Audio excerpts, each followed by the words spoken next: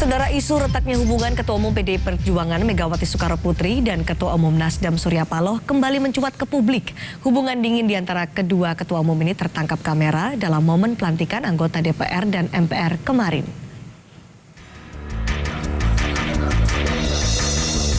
Isu renggangnya hubungan antara Ketua Umum PDIP Megawati Soekarnoputri dan Ketua Umum Nasdem Surya Paloh kembali terlihat di depan publik.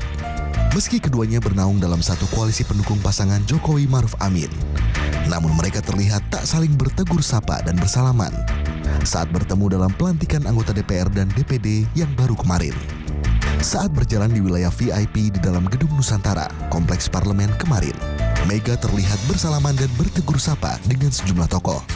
Awalnya Megawati tersenyum dan menyapa politisi Demokrat Agus Harimurti Yudhoyono. Kemudian beralih menyambut uluran tangan politikus Partai Golkar, Rizal Malarangeng. Namun saat berpapasan dengan Ketua Umum Nasdem Surya Paloh yang berada di sebelah politisi Andi Malarangeng, Megawati terlihat menoleh ke arah lain dan berjalan melewati Surya Paloh. Megawati lalu bersalaman dengan Wakil Presiden terpilih Kiai Haji Maruf Amin dan Ketua Umum P3 Suharso Monoarfa yang berada di sebelah Surya Paloh.